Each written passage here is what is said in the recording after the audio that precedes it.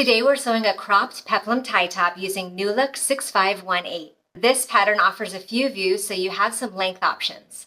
I'll be sewing view B in this video. The first time I sewed this for the tropical floral version, I added 2.5 inches to the length of the peplum skirt. And for the plaid version that I'm sewing in the video today, I left the pattern pieces for view B as they are. The only other change I made to the pattern both times was I added snaps in the back instead of buttons. This is a fun little blouse perfect for summertime. I hope you join me in sewing it today. Let's get started. Here is the wrong side of my front bodice piece, and I've transferred my darts from the pattern piece. Now I'll fold the darts in half and pin through one dart leg and out the other. I'll do this for the main and lining bodice pieces. Then I'll sew each of my darts in place from the outside edge to the point, leaving thread tails at each point so I can tie them in knots.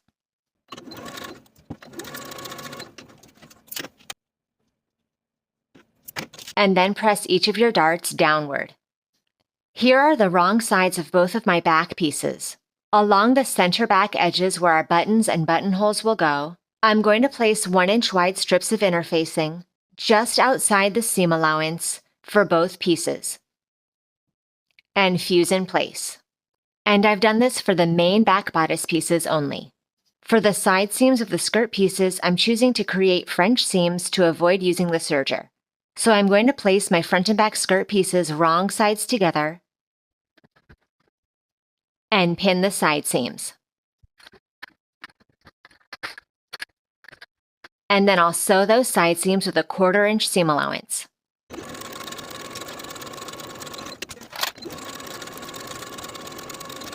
Now that those side seams are sewn, I'll flip these pieces so that they're right sides together along the side seams and give those side seams a good press. Now that my side seams are pressed and these skirt pieces are still right sides together, I'll sew the side seams once more with a 3/8 inch seam allowance.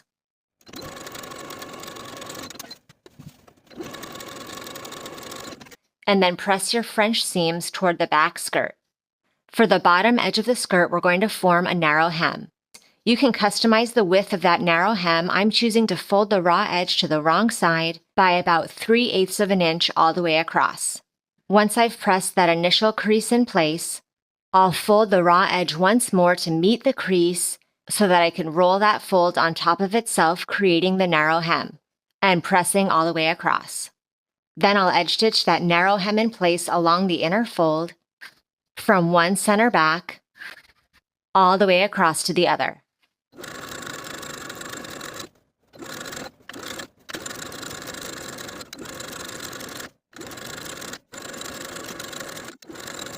Now that the bottom edge of the skirt is hemmed, place your two back pieces right sides together, and we'll pin those back skirt pieces from the notch to the hem. Sew from the notch to the hem with a 5/8 inch seam allowance, backstitching at both ends to secure, and then press that seam open from top to bottom. Here is that center back skirt seam, and I've pressed the seam allowance open, including that seam allowance of the unsewn slit portion. For each side of the seam allowance, I'm going to tuck the raw edge underneath until it meets the seam and press. Just rolling those raw edges under from top to bottom on both sides of the seam allowance. I'm going to top stitch along the folded edge from top to bottom on both sides of the seam.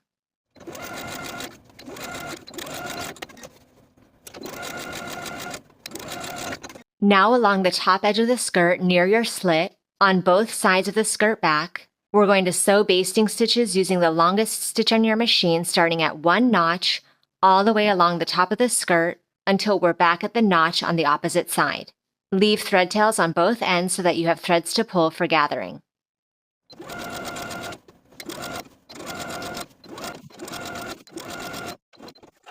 Now I'll place my front and back bodice pieces right sides together and pin the side seams.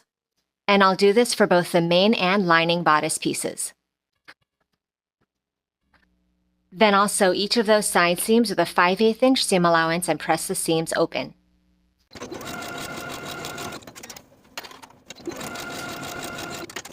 and then place the top of the skirt right sides together with the bottom of your main bodice pieces, pinning together at the front bodice notches and the side seams.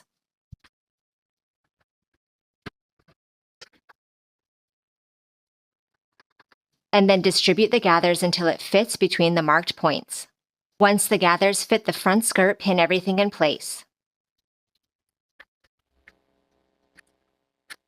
Then align the notch with the bottom of your back bodice piece with the notch at the top of the back skirt where our gathering began, and pin in place. Distribute the gathers evenly and pin in place. And repeat on both sides of the back. Then we'll sew the gathered skirt to the bodice all the way around.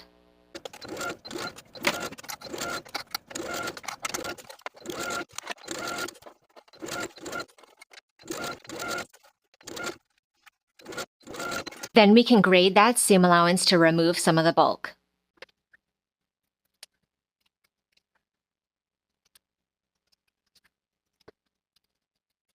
And press those seam allowances up toward the bodice. The pattern instructions tell you to apply interfacing to the wrong sides of all 4 of your straps. I'm going to skip this step as I think applying interfacing would make it difficult for you to turn the ties. And I've grabbed a piece of cording to help me turn each of the ties.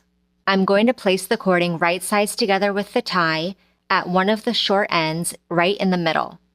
And I'll fold the tie right sides together, encasing the tie in the middle, and I'll stitch back and forth to secure the cord. Now with the cord still lying right through the center of the tie, and the tie still folded right sides together, I'll use my zipper foot to sew from one short end of the tie all the way to the other, sewing as close to the cord as possible.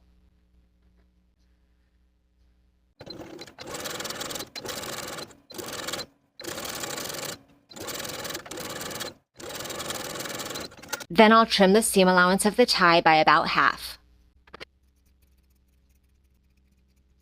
Now I can start pulling the cord so that it starts turning right side out at the opposite short edge. And pull it all the way through.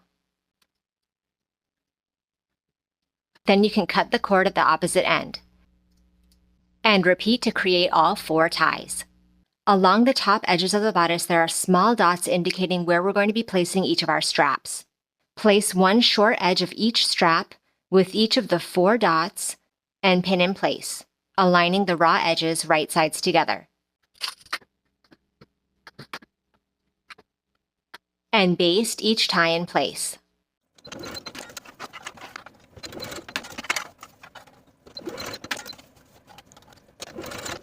Here is my bodice lining piece. I'm going to press the raw edges to the wrong side by 5/8 of an inch all the way across. Place the main and lining bodice pieces right sides together along the top edge and pin all the way around. Right sides together, aligning the raw edges.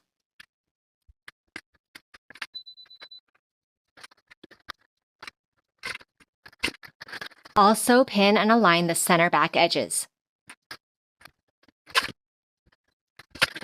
Starting at the bottom folded edge of your lining piece, backstitching to secure, sew with a 5/8 inch seam allowance, and then pivot along the top edges to sew with a 5/8 inch seam allowance all the way around, ending your stitching at the bottom folded edge of your lining on the opposite side.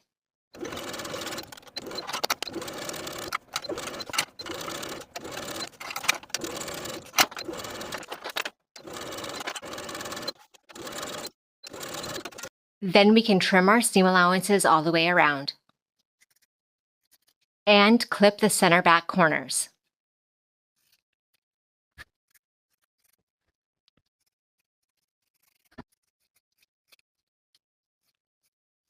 Once that's trimmed, we can understitch the lining. Flip the lining over its seam allowance. And then we're going to sew the lining to the seam allowance all the way around the upper edge, starting and stopping your stitches as close as you can get to the center back. On both center backs.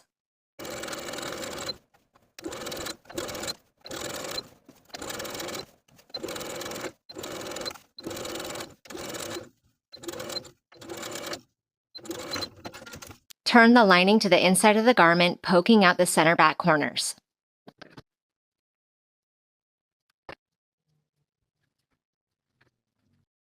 And give those upper and center back edges a good press.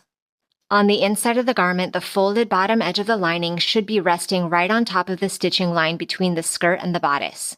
Allow that folded edge to cover the stitching line and pin in place all the way around.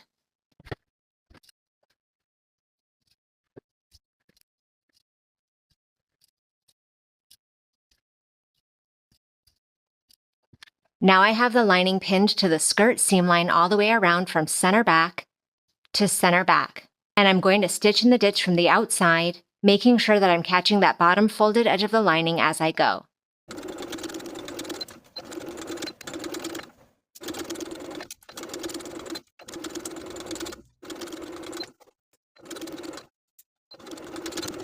The last step is to sew buttonholes into the left side of your back bodice and sew corresponding buttons to the right side, according to the buttonhole and button markings from your pattern pieces.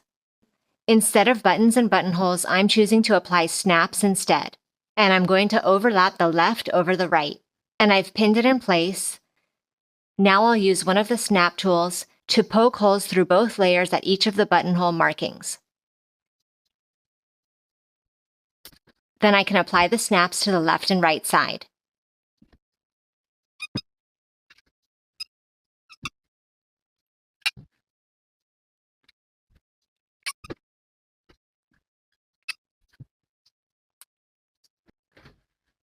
Lastly, for the bottom loose edges of each tie, I'm just going to tie a knot for all 4 loose ends.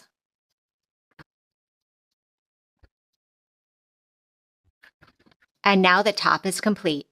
Thank you for watching this sew along. Make sure you subscribe to the channel so you don't miss notifications every time a new full-length sewing tutorial comes out. And I'll see you in the next video.